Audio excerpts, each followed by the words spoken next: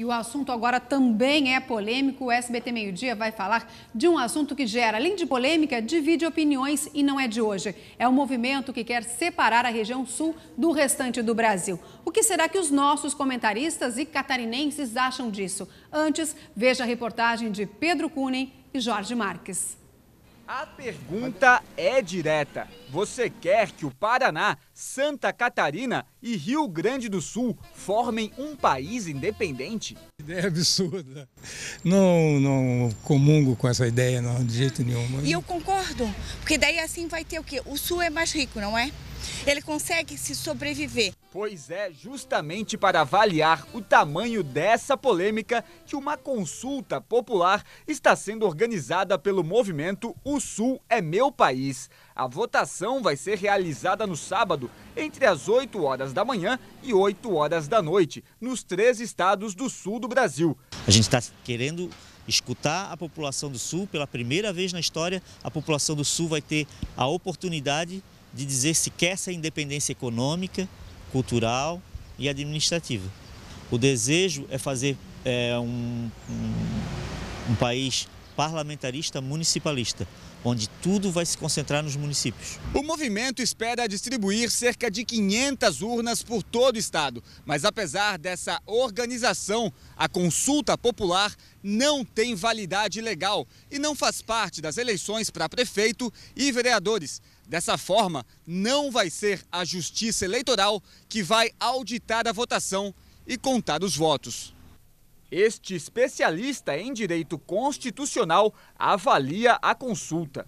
Agora, a realização da consulta, que constitui ato preparatório para um possível movimento separatista, ela é totalmente fora dos parâmetros constitucionais. Até porque a consulta, você não tem critérios claros de como ela vai ser feita, você não tem a consulta para toda a população. Então, é uma consulta muito mais, parece, para validar uma posição, ou seja, eu vou chamar os meus para que eles concordem com a minha posição. E antes de terminar a matéria, nós vamos escutar também a opinião do Elton, um cientista político nascido em João Pessoa, na Paraíba. Longe, muito longe do país que os separatistas pretendem criar.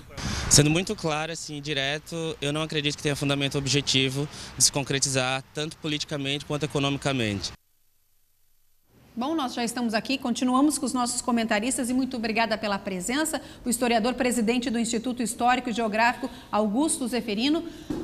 Diante dessa reportagem, qual a sua manifestação? Bom, a minha manifestação é no sentido de analisar a questão de forma histórica e dentro da questão da geopolítica também, da geografia política, perdão, que tem inúmeros exemplos mundo afora. A Europa foi cheia desses movimentos, como outras regiões. Tivemos episódios recentemente do Reino Unido, né? Do Reino Unido, como também após o desmantelamento do Bloco Socialista, o que gerou ali foi incrível, de separação de regiões. União Soviética também, a própria União Soviética. E aqui no sul do Brasil nós temos um histórico também de inúmeras manifestações nesse sentido, desde os jesuítas, as missões, o movimento Farroupilha, a República Juliana, e a questão do contestado, que traz embutida também uma questão de separação. E podemos até pensar que a questão de disputa dos limites com o Paraná permeia alguma coisa dessa questão. Então, é um movimento que eu acredito que esse movimento jamais morrerá, que todo movimento iniciado, sempre existindo um sobrevivente, ele vai reativar a ideia. Mas não tem apelo popular, não tem apoio da sociedade de uma maneira geral, né? Não se percebe no geral esta manifestação popular. Agora, tomou um corpo nos últimos dias. Tomou um corpo porque tem um grupo extremamente organizado, diríamos, com essa função. O movimento nasceu em 92 na cidade de Laguna, com então o senhor Adilson Cadorim, que foi prefeito daquela cidade. Tem a legislação de 83. Né? Agora, o telespectador em casa deve estar muito curioso para a gente saber a opinião do Luiz Carlos Prates. Prates, e aí?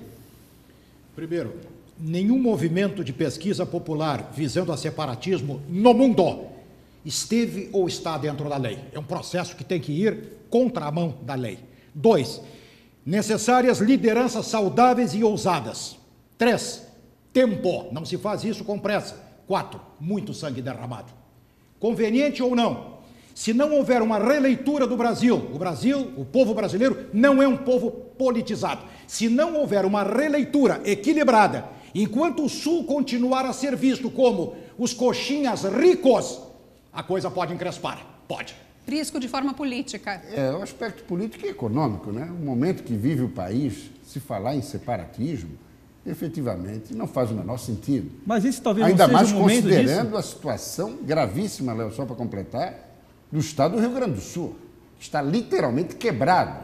Santa Catarina e Paraná ainda respiram com aparelhos, principalmente o Paraná. Santa Catarina é o que está em situação melhor, mas ainda assim, esse momento, fazer um movimento de separação, quer dizer, uma coisa que não, eu entendo que não tem o menor cabimento, concordo plenamente com todos os argumentos colocados pelo Prates, mas principalmente o seguinte: não existe clima, não existe ambiente para isso. O que eles falam... Eu já acho que o clima é favorável ao separatismo. Mas eu gostaria só de perguntar para o senhor Augusto, de todo esse movimento, existe alguma coisa que seja salutar para o próprio país?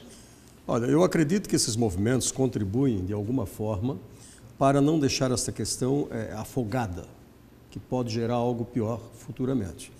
E eu acredito também que ele traz, evidentemente, informações novas, esclarecimentos e que vão ao encontro do desejo de muitas pessoas, né?